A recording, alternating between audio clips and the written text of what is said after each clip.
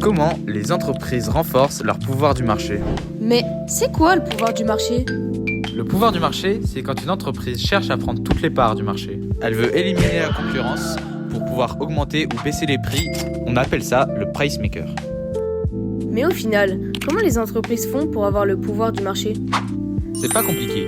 Il y a 4 différentes sources de pouvoir du marché. Tout d'abord, la différenciation des produits est engendrée par des innovations de produits qui permettent aux producteurs d'écraser la concurrence grâce à des innovations. Prenons comme exemple Apple. Ils commercialisent en 2007 leur premier iPhone et depuis, ils entreprennent un lancement annuel d'une nouvelle version toujours plus novatrice et technologique et avec des services comme iTunes, iCloud ou Apple Pay.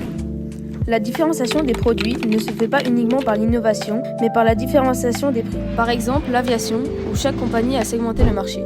La réservation low cost, la classe affaires et la première classe. Une des autres sources de pouvoir du marché est la guerre des prix. C'est le fait que les entreprises veulent avoir les prix les plus compétitifs pour attirer le plus de consommateurs par rapport aux autres entreprises. En gardant le même exemple des compagnies aériennes, certaines comme EasyJet et Transavia proposent des prix low cost. Ils rendent l'accès plus facile aux touristes ayant des revenus plus faibles. Par exemple, on peut faire l'aller-retour Dinard-Londres pour le prix de seulement 2 places de cinéma, c'est-à-dire environ 30 €. Mais c'est tout? Non, pas vraiment. Certaines entreprises forment des alliances entre elles pour dominer le marché et empêcher l'accès à d'autres entreprises. Elles peuvent ainsi augmenter les prix pour les consommateurs, on appelle ça un oligopole. Regardez, dans ce cas, entre septembre 2006 et avril 2009, Bosch, Electrolux, Indesit et Whirlpool organisent des réunions pour s'accorder sur des prix élevés et ainsi obliger l'acheteur à acheter un produit à un prix plus élevé.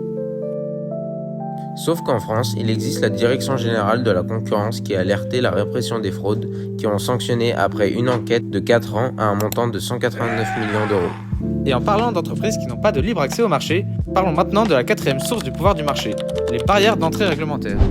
Leur accès est bloqué pour des raisons réglementaires, comme par exemple les pharmacies. En effet, pour pouvoir ouvrir, elles doivent acquérir une corporation des pharmaciens qui leur impose une licence pour pouvoir ouvrir sur le marché. Cependant, il existe aussi des barrières économiques. Dans un cas où une entreprise n'arrive pas à entrer dans un marché en raison des prix trop élevés et des investissements coûteux. Comme par exemple les lignes téléphoniques où l'entrée d'une entreprise peut être très compliquée, voire impossible sur le marché, car dans le marché de la téléphonie, il faudrait un grand investissement pour installer les lignes téléphoniques.